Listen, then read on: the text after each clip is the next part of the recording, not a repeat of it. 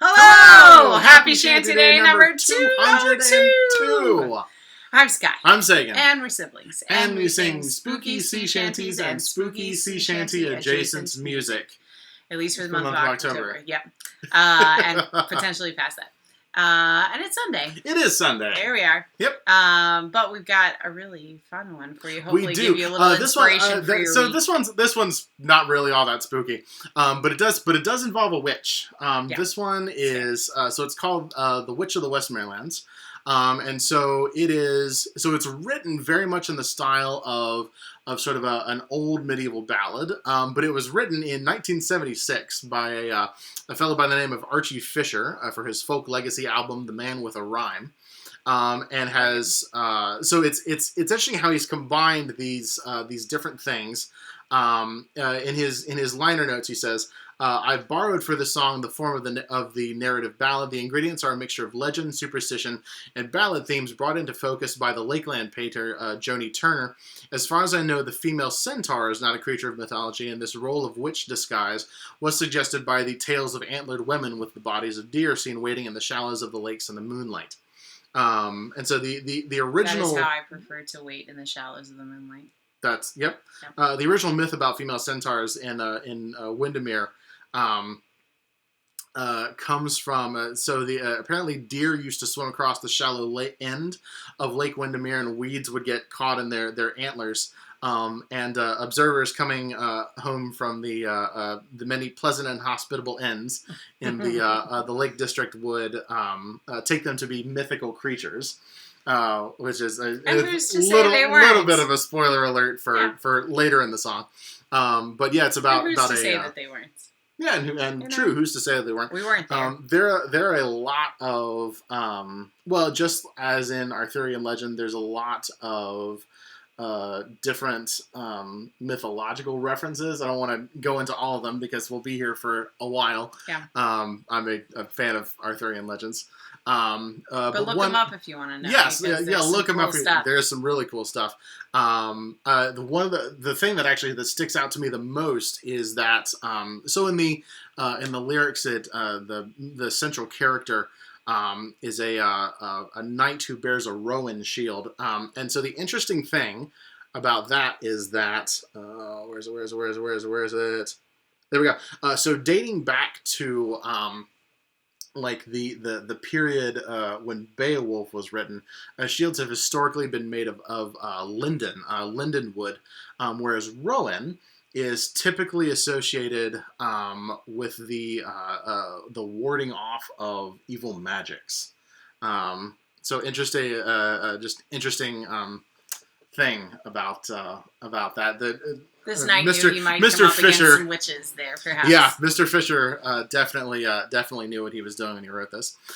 So the chorus to this song goes. So there's lyrics a verse. Are down below, and you're probably going to need them because it's a long chorus. It is a long chorus. Yeah, and there's a lot of words. There are a lot of words. But you can do it. So there's a verse and then the chorus, and then it goes 2 verses, chorus, 2 verses, chorus, 2, and follows that pattern.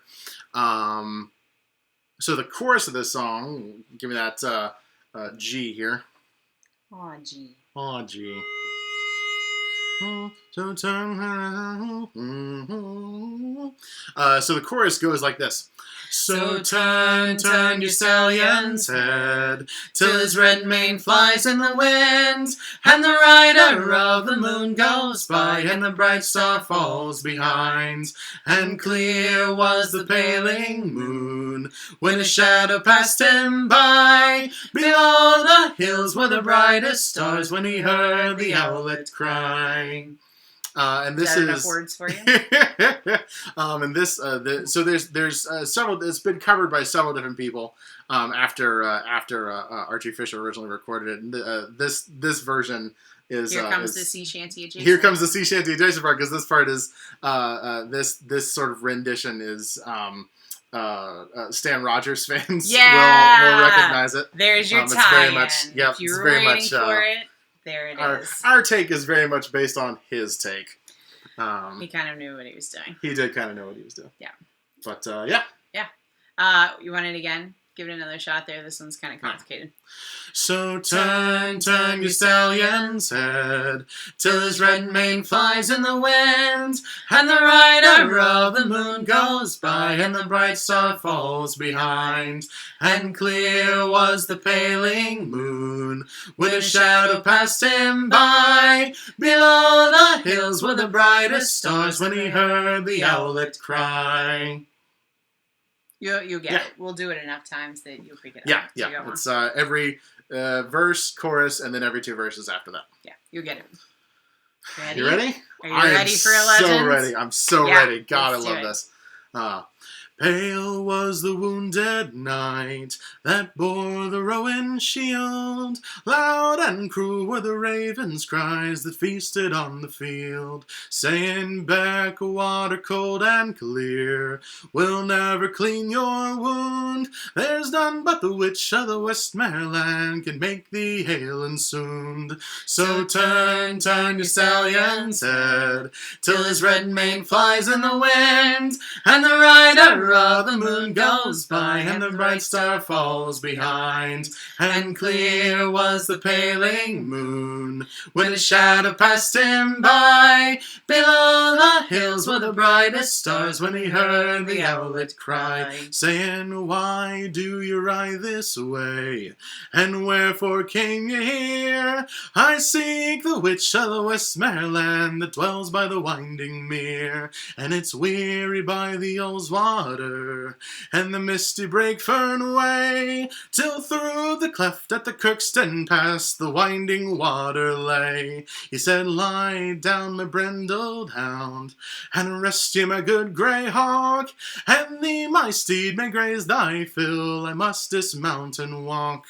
But come when you hear my horn, and answer swift the call, for I fear ere the sun will rise, you will serve me the best of all. So turn, turn your stallion's head, and then flies in the wind, and the rider of the moon goes by, and the bright star falls behind. And clear was the paling moon, when his shadow passed him by. Below the hills were the brightest stars, when he heard the owlet cry. And it's down to the water's brim he's borne the rowan shield, and the golden rod he has cast in, to see what the lake might yield. And wet she rose from the lake, and fast and fleet went she, one half the form of a maiden fair, with a jet black mare's body. And loud and long and shrill he blew, till his steed was by his side. High overhead the grey hawk flew, and swiftly he did ride, saying, Course well, my brindled hound, and fetch me the jet black mare. Oh, stoop and strike, my good grey hawk, and bring me the maiden fair. So turn, turn your stallion's head, till his red mane flies in the wind, and the rider of the moon goes by, and the bright star falls behind.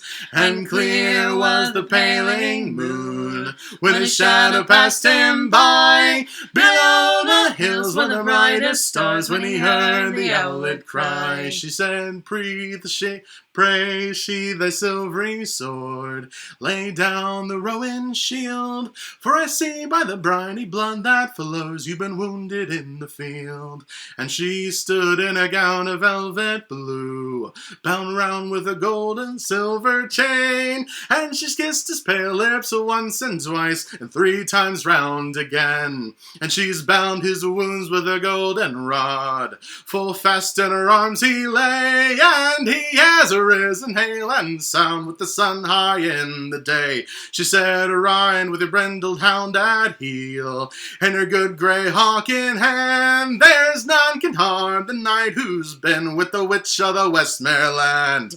So turn, turn your stallion's head, till his red mane flies in the wind, and the rider of the moon goes by, and the bright star falls behind. And clear was the paling moon, moon. When a shadow passed him by, below the hills were the brightest stars, when he heard the owlet cry. So turn, turn, you stallion's head, till his red mane flies in the wind, and the rider of the moon goes by, and the bright star falls behind.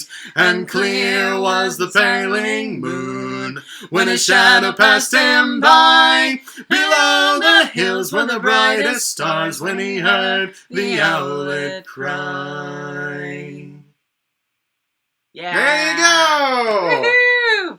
We love a good epic journey. Yeah, just nice. the whole, all the throwback, the woman rising from the lake, in all of these folk tales of knights going on quests and whatnot, like, it's acknowledged that they have strength of arms and they have these tools at their disposal, but the challenge, whatever it may be, is very rarely ever overcome just by brute force. Right. It's something either you have to outsmart, or you basically have to just will your way past it, through chivalry or what have you. But this one presses a lot of my buttons as far as like both musically, but also like narratively. Yeah. No, I like this one a lot. It's awesome.